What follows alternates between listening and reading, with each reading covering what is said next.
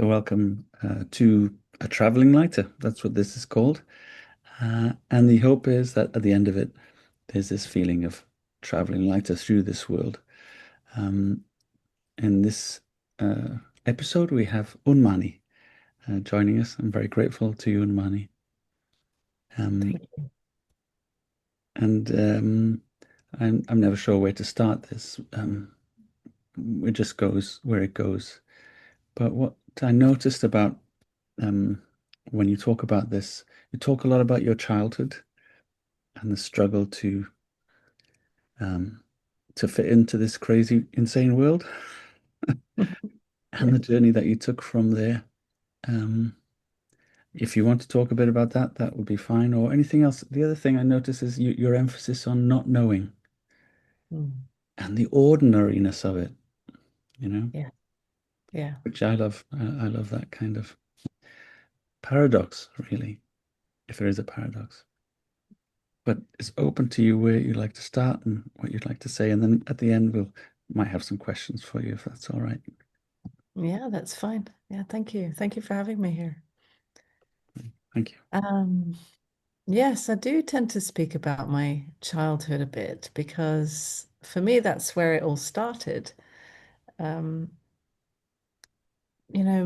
Many people on this spiritual path with awakening, they tend to, not everybody, but it is common to um, be believing that they are, a separate individual, contracted and limited here, and then perhaps at a certain point you have a sudden, or even not so sudden, but a realization that you are not that, and you wake up to your true nature.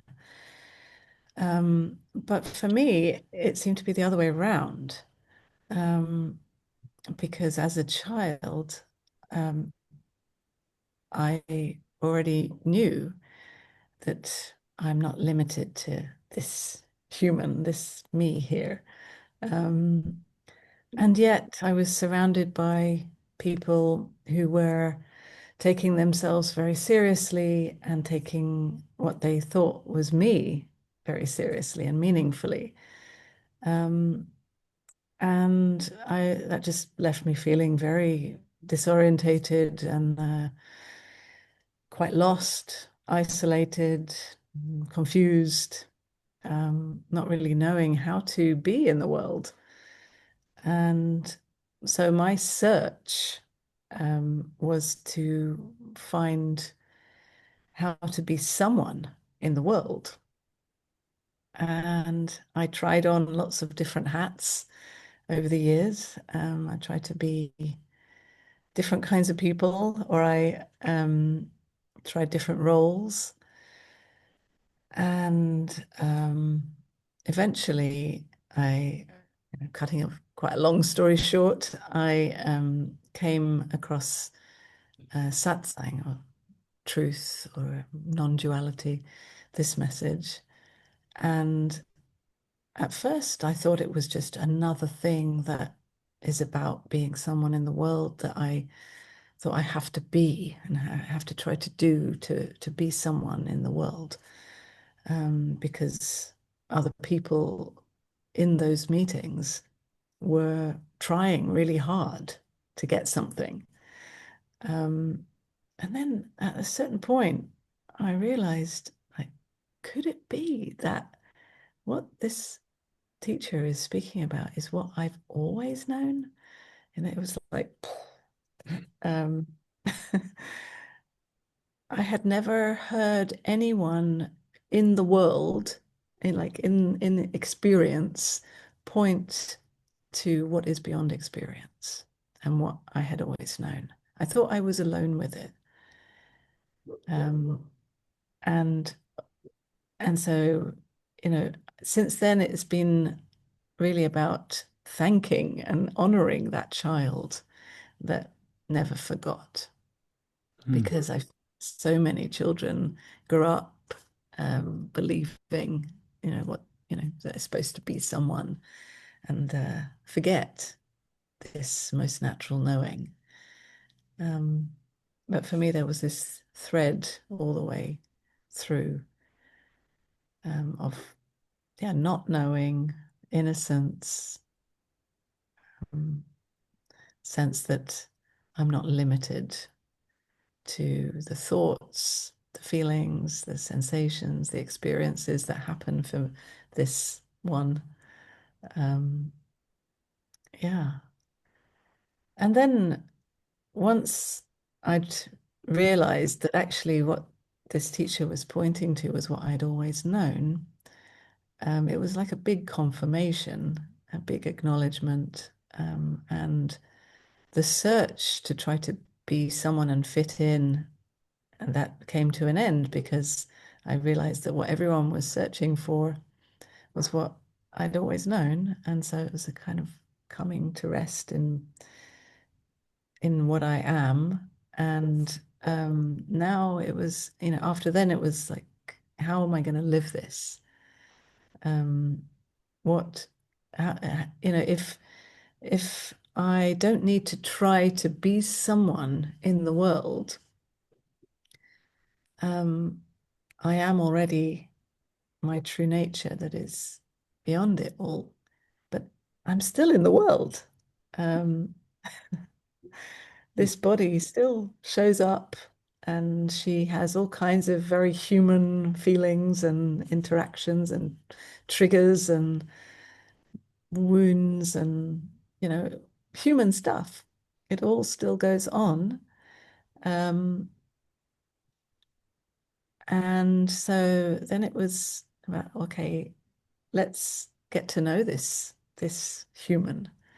Let's see why, what she does, explore her in more depth. Um, and knowing that who I really am is not limited to this human brings rest to the human, brings like a big embrace, a big unconditional acceptance and love for this human, no matter what arises in her experience. And this has brought so much healing for on the human level. Um, and it's an endless process, an endless journey without any final goal, because there's no one here that needs to arrive anywhere at any state of perfection. Um, yeah, so it's just exploring, meeting, being curious about the human experience, and yet knowing that it's not separate from who I really am. It's just an expression, really, of my true nature in this experience of being human in the world. And this is the paradox that you mentioned, really. Yeah, it's a kind of ironic that you have to go all the way to India or anywhere else to find this ordinary thing. Yeah, that's it. Yeah.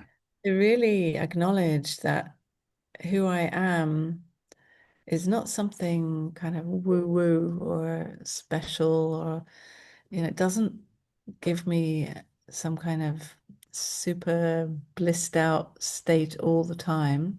There may be beautiful states that come and go, but it doesn't save me from being human. And Mm, that's what I think many spiritual seekers are hoping for, because often being human means feeling uncomfortable, um, mm, and there's no escape from that. yeah. But it is meeting it as myself. This is what is arising now. This is what is here to be met, to be felt. Mm. And there's a story about the Beatles. They happened to be in Bangor, North Wales, um, in a kind of public meeting with their guru at the time, um, um, Maharishi, I think. I can't remember. And John Lennon got a message to say that Brian Epstein had died, and they were absolutely broken, distraught, you know. And the guru came up to them and said some platitude, and they just told him to F off. They never saw them again. Mm. And I Yeah, bring that up because I know you've had loss in your life. And you know, so that paradox is obviously, you know, it's been very acute, I imagine. for sure. Yeah. Yeah. I mean, it really hit home when my husband died suddenly about just over 7 years ago. Um, and left me alone with a 2-year-old when we were in India. And yeah, it really broke me, um, brought me to my knees. It was probably the most humbling experience I'd ever had, and it continues to be. Um, yeah, and also has brought many gifts.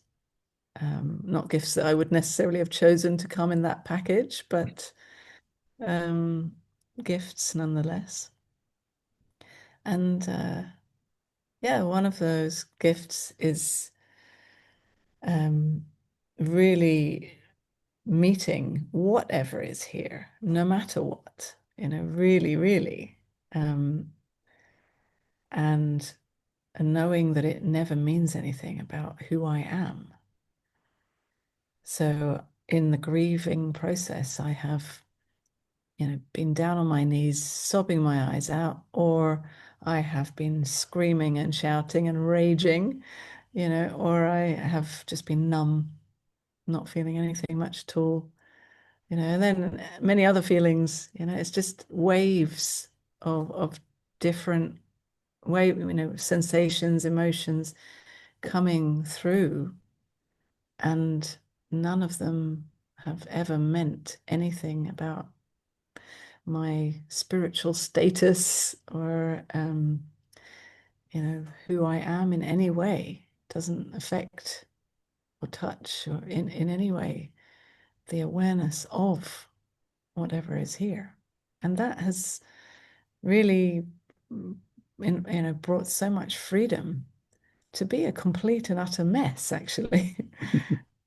And it doesn't sound very attractive. We don't go on this spiritual path to have the freedom to be a mess. But actually, it is such a relief to know that you can be so fully human and ordinary and messy and imperfect and still who you are really just loves and accepts it all, no matter what. And we were talking before we came together about parenting and the challenges of parenting. What does a non-duality parent, what are they like? Yeah, well, there are certainly challenges. I've been very fortunate to have a relatively easy child, whatever that means. But, I know for many parents, there are many all kind of challenges, right? Behavior challenges or, all kinds of things, right? And I feel like I've been very lucky to have a child who is really quite okay in himself on the whole. At the moment, he hasn't reached puberty yet, so we'll see. But this has just meant that, yeah, we're a great team. Um, we have some wonderful talks um, about the nature of life and reality. He doesn't take any nonsense. He will question everything, which is so refreshing. Um, yeah, and yeah, but it's still challenging, to be a single mum, to juggle it all, um, and yeah, to try in some way to do what is best, what I feel is best for my son. And of course, we never know. We take one step and we feel into it and like just see how life responds, and then maybe take another step. Yeah. So constantly living in and with this not knowing how to parent, not knowing what it means to be a mother, not knowing who he is, just as much as I don't know who I am. And that keeps it very alive and fresh and constantly moving and, very fluid, just responding moment to moment as much as possible. Yeah.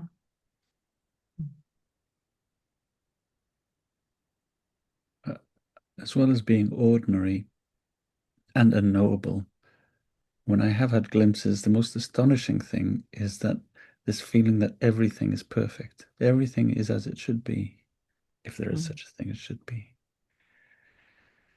And it's Yeah. difficult in the world is in this current time, or probably always has been. But as I mentioned before, this is acute, kind of through AI, through this manipulation of truth, through this massive information network that everybody's exposed to now. It feels like a hothouse um, of mind fragmentation, all mirrors reflecting each other, um, and replicating exponentially at the moment, what they call AI slop.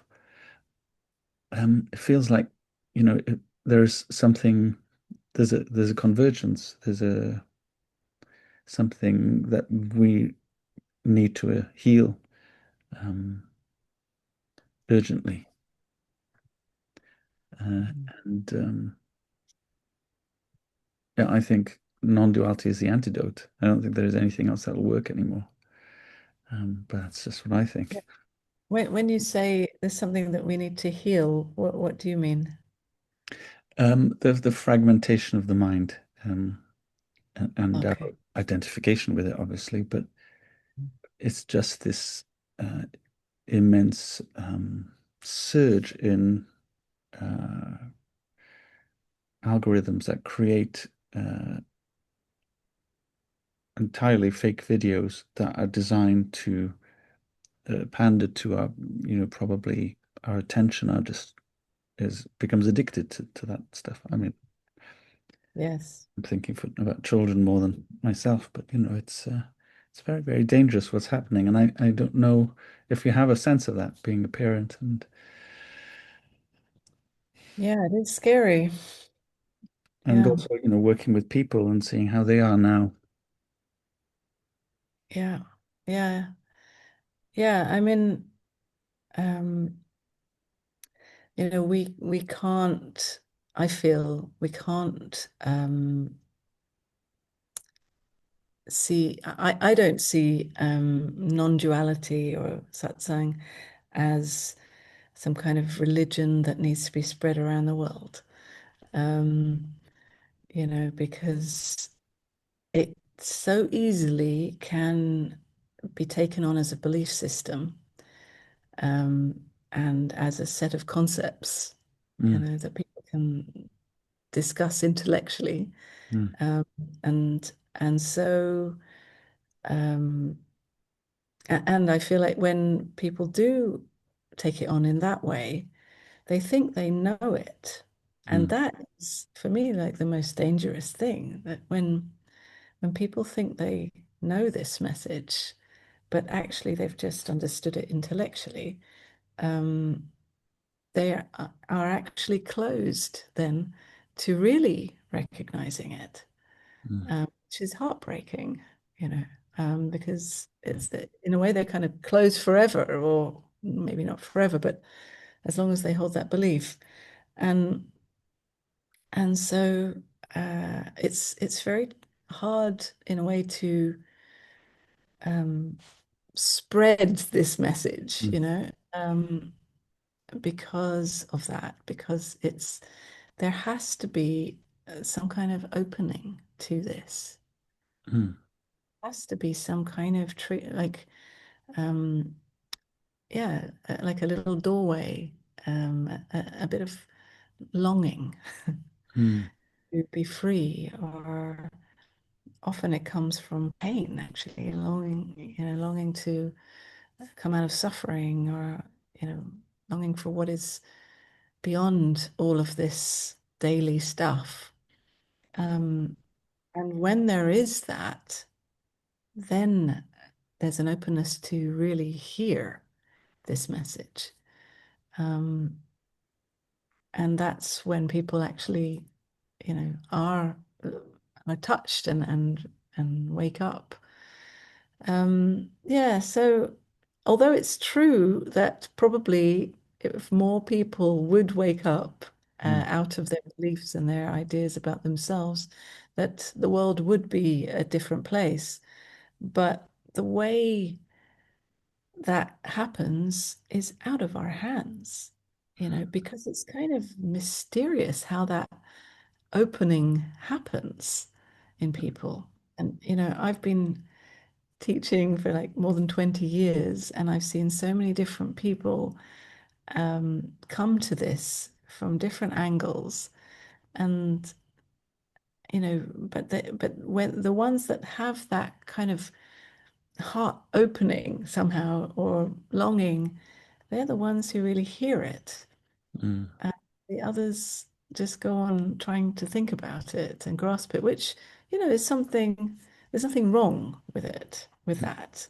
mm, It's just, um, it's a circular kind of spinning, mental spinning until that stops for whatever reason, and then, that changes. mm. I mean, It's I guess mysterious. what I was trying to say is that that spinning is just it's getting faster and faster, and Mm. like Paul Hederman says, everything is failing, everything else is failing. Or I think it's Muji that says when you've run out of moves, and I think that people are getting to that state at a younger age than possibly before. Yeah. Yeah. Yeah. Yeah. I mean, and there's also a lot more of this message out there than there Mm, ever was, right? That's the other side of the internet and AI and all of that, that this message itself is being spread so much more. You used to have to go, to India, to some monastery in the middle of nowhere to find this, but now you just scroll like this and you can scroll between teachings. So, there is the other side. Yeah, but I feel really that it's out of our hands. That's um, yeah. And it may be heartbreaking, what is happening, and that heartbreak is here for us to feel. And I feel like the healing is in feeling and eating the heartbreak of it, because that's what is happening presently. Trying to think about what can solve the problem um, is more of the problem, right? mm. Yeah, it is Um, painful. yeah. Yeah, Thank you, Unmani. I think maybe this is a good point to bring other people in if they have questions. Is that all right? yeah, sure. Because they're just sitting there quietly at the moment, and there's no force on any of you to ask any questions. But let me just unpin. How do I do that? There you go.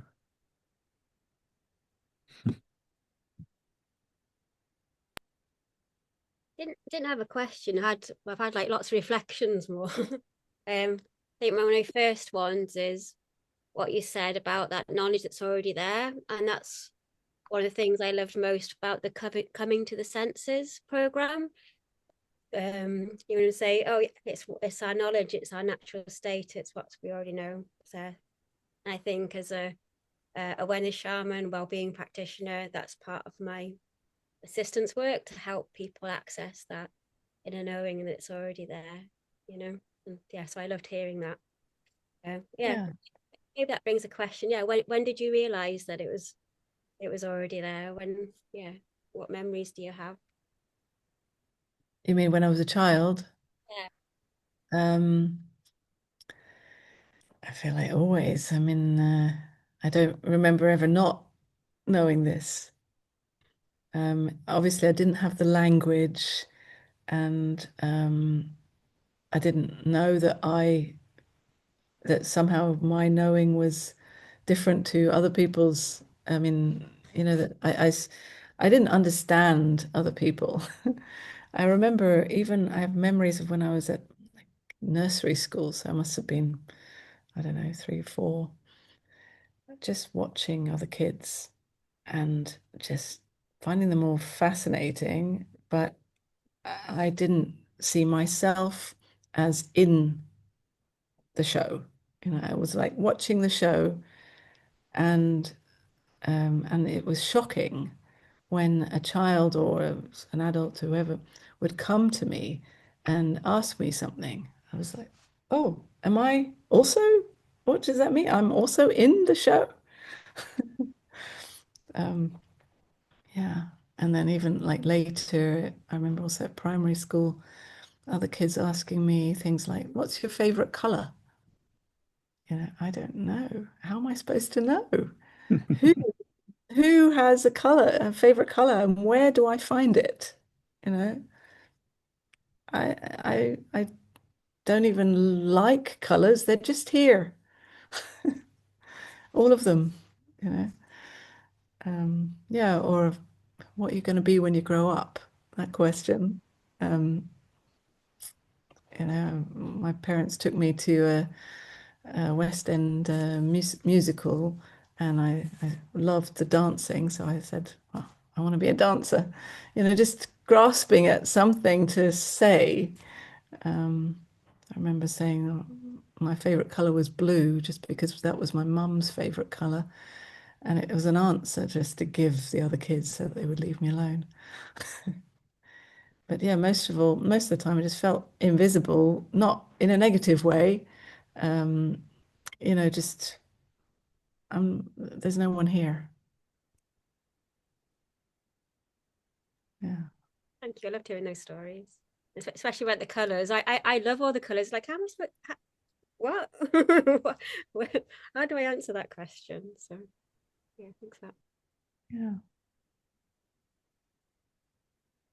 Yeah, and I see it now with my son. Um, we might be somewhere in nature, and I say to him, "Oh, wow, look at that beautiful flower, tree, or whatever," because I'm just touched and I'm expressing that. And he's like, "Yeah, it's it's here, yes." And I understand that, because it's just like it is it is home. It's all home. So why point to one bit of it and say, wow, that's amazing? Um, because it's all of equal value and meaning. Um, yeah. But of course, as an adult, I feel like I've come kind of full circle now, um, and I'm able to, as well as see it as all home, I can also appreciate a beautiful sunset and say, well, actually, that sunset touches my heart more than, I don't know, the cup, as much as actually it's quite a nice cup. But yeah, so I have both now. I can yeah be more someone in the world now, as well as that knowing. With a sense of agency. Yeah, I mean that's the interesting paradox, isn't it? Like I am fully no one, like there's no one here, um, no one living a life, right? There's absolutely nothing, and fully someone here in this experience. Um, and being fully someone doesn't negate the no one, and vice versa. You know, they exist simultaneously, um, because in the midst of this someone right now, there is no one. Doesn't really make sense for the mind, I think, but Mm. it's the experience. I don't know if you've seen, there's a series on Apple at the moment. If you have a TV, I don't know, called Pluribus, and it's a science fiction. And they receive a message from outer space, and they decode it as a RNA, like a virus. So they create it in a lab, and it leaks, and suddenly everybody becomes one. Um, so there's everybody knows everybody else's knowledge, and except there's a handful of people it doesn't work on, and it's all about them trying to relate to everybody else. And um, so Sounds yeah, it's cool. about the individual and the non-individual, and how aliens could invade by just sending us the virus code, and we would make it. Wow. That sounds like an interesting program. I'd like to see it. Yeah.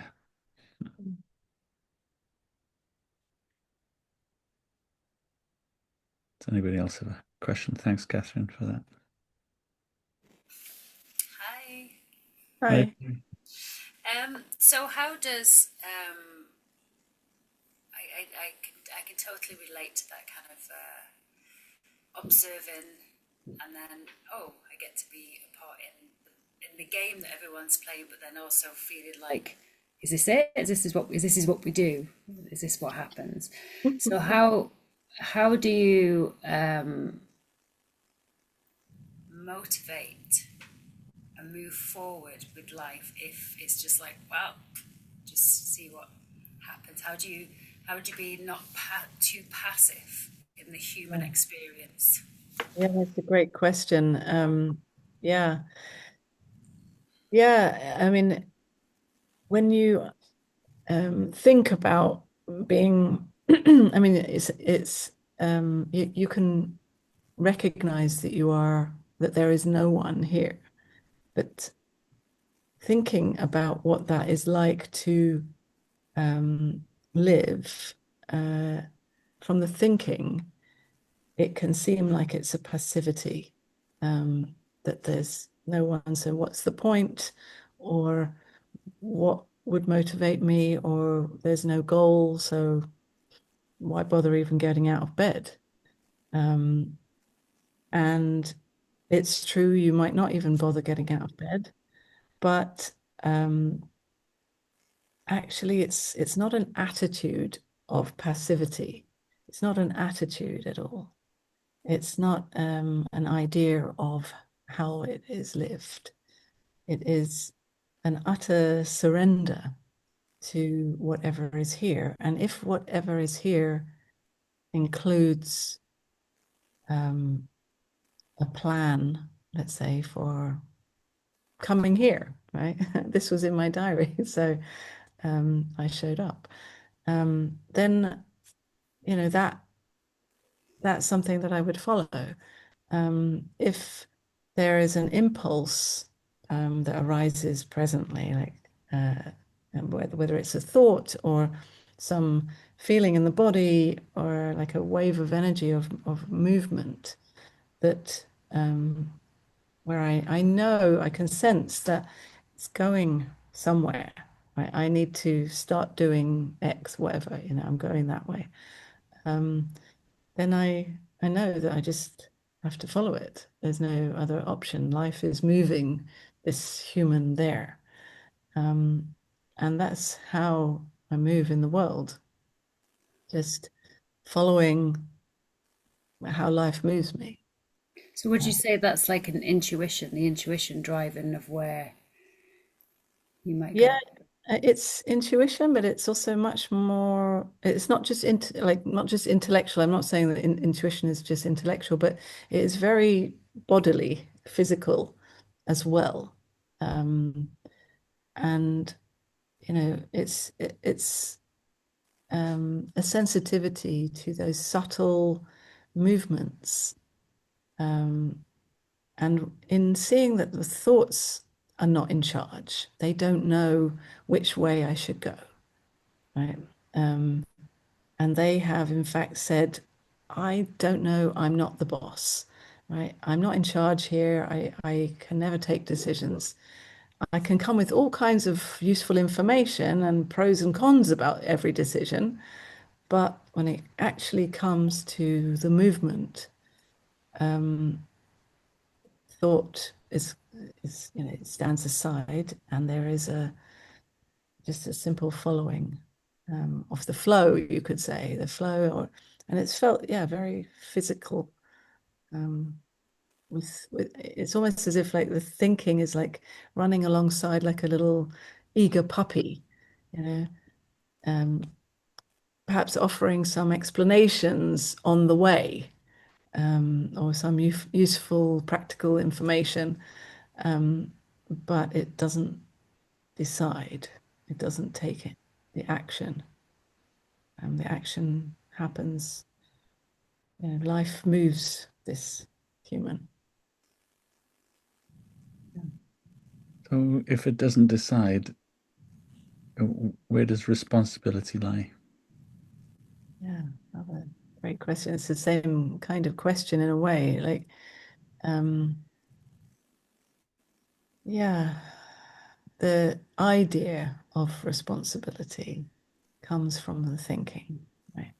I should be someone who is responsible, or being responsible means this and that. We have different ideas about what being responsible means, for an adult in the world or in a particular culture or society. And when we don't refer to thoughts at all, I mean, they can be there. We're not making the thinking the enemy. It's just those thoughts are not in charge.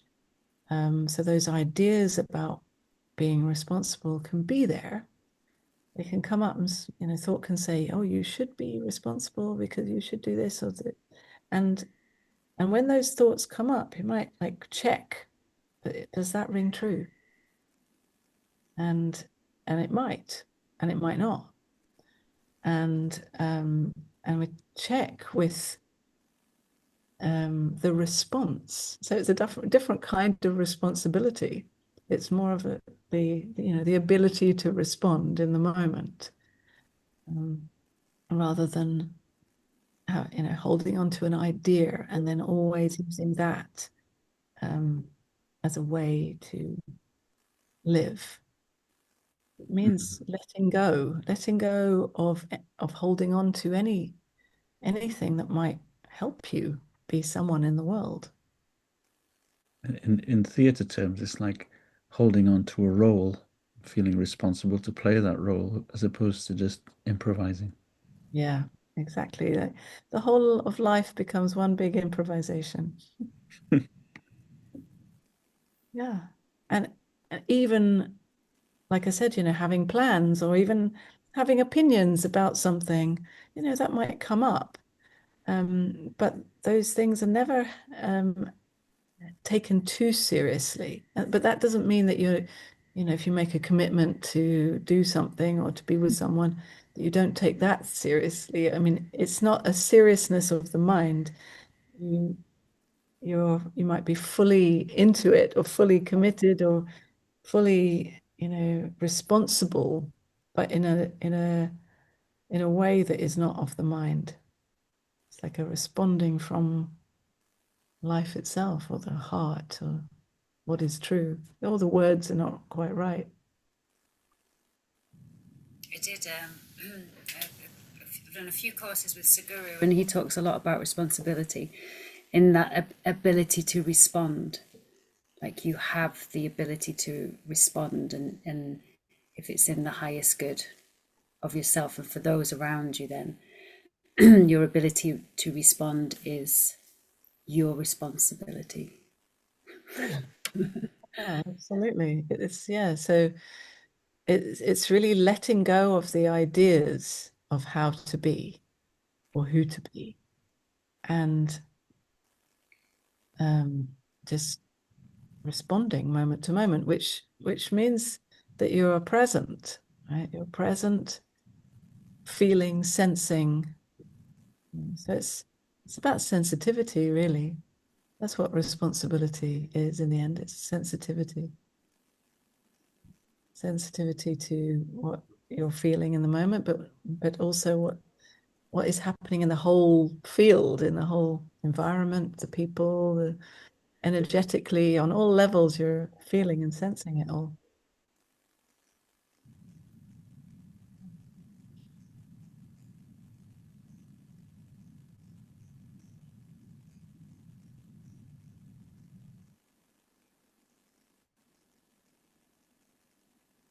And the other thing, sorry, just one more thing to say is that this also means that life, every step you take is in not knowing, right? So you don't know, you take a step, don't know whether it's going to cause, a whole load of mess or a lot of problems or reactions from other people or whatever, you don't know. And every step you take is a risk. Um, and living like that is constantly like it's like an experiment, you know. Like you get to know more and more. All these words are wrong, but how to live like that. You get to kind of trust it more and more over time because perhaps at first, you might be like, oh, if I take a step, all these things could go wrong. And sometimes they do. And sometimes you are not listening to the sensitivity as well as you might. Maybe there's some other things in the way. Yeah. And so, over time you kind of learn to listen more and more acutely to that sensitivity.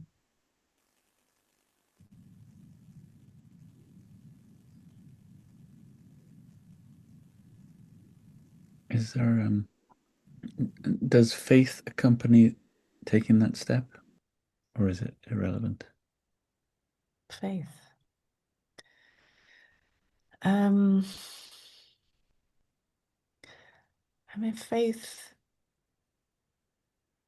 perhaps you could use that word as another word for trust.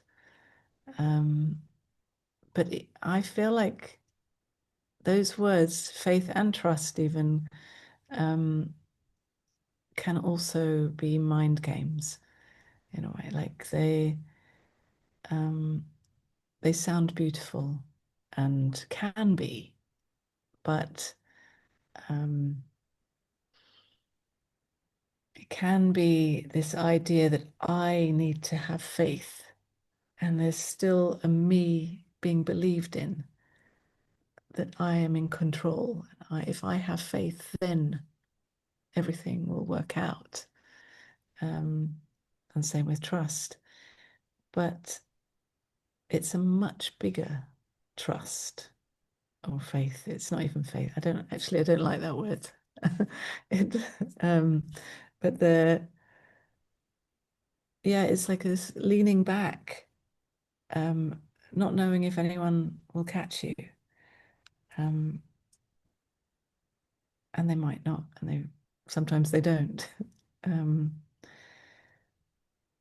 yeah. So it's leaning back into trust itself, knowing that I am trust. I don't need to try to trust, because even if everything goes wrong, even if I die, which of course I will at some point, but even if I get hurt or everything goes terribly wrong, so be it. This is the nature of life. This is what life wants to do in this moment. And who am I to try to do anything other than that. And again, this is not an attitude of passivity. It's because there might be some movement in the human expression to try to control or to try to survive, do something. But even that is happening out of control.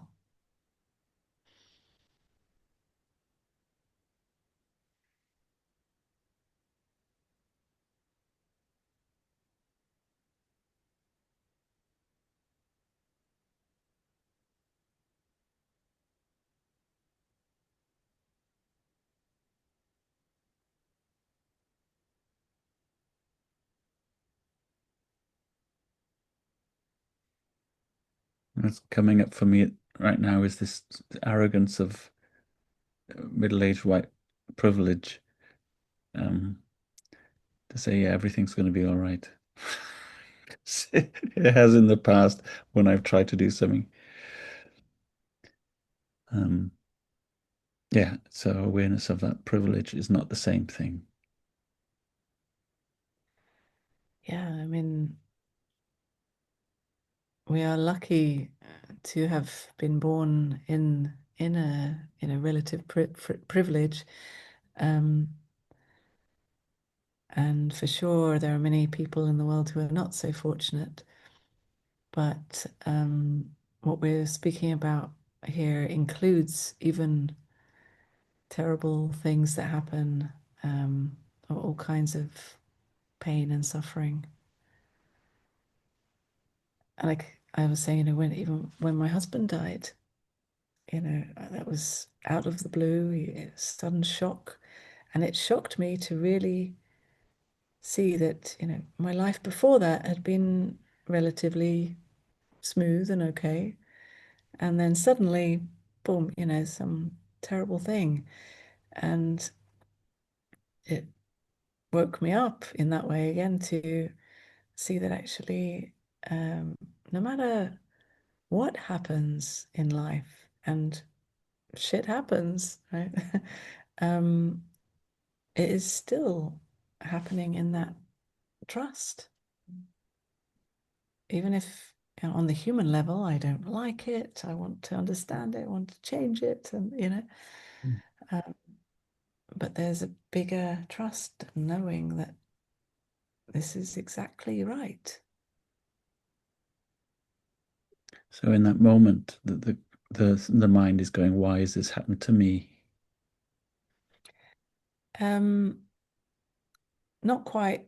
No, there weren't those thoughts, to be honest. Like it was, it was more, not why has this happened to me. It's more like, no, no, I don't want this to be happening. And yes, at the same time, yes, this is happening. Mm. Not really a questioning why, because I know that if it's happening, this is why it's happening. It's happening because it needs to happen. Um, but yeah, there was a big no for sure. Mm.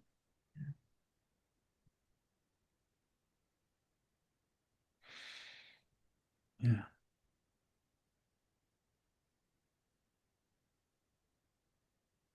And that's not easy to hear. It probably does land. It's difficult for that message to land, isn't it?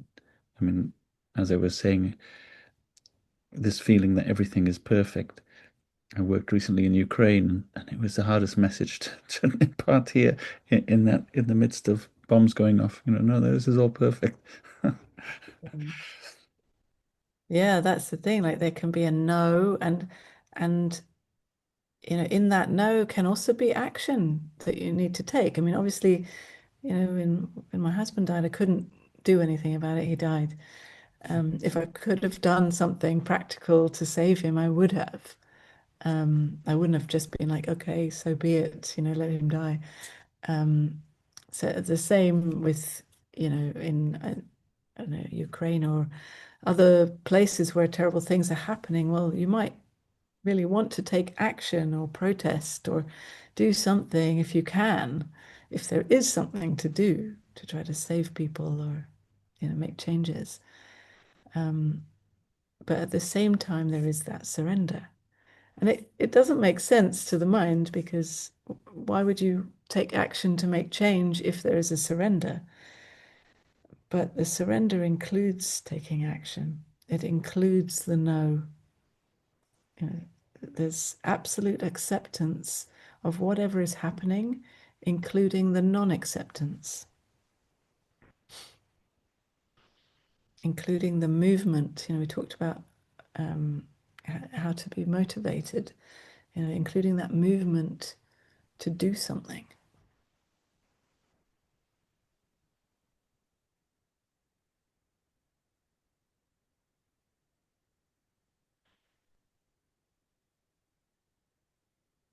I think that's a beautiful place to end.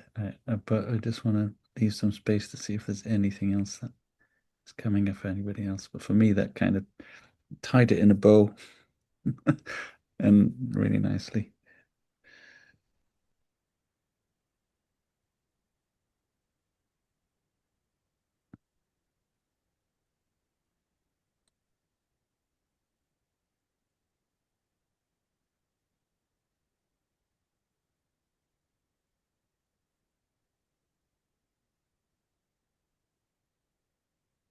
So you have a new website, Unmani, which I'll put the link to Yeah. in the information on this podcast and video, and some retreats coming up.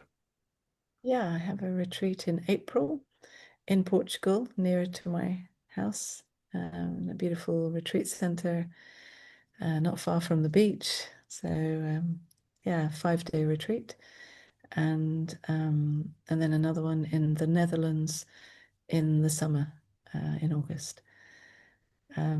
Yeah, and in my retreats, yeah, there's a lot of dialogues and all kind of meditations and explorations.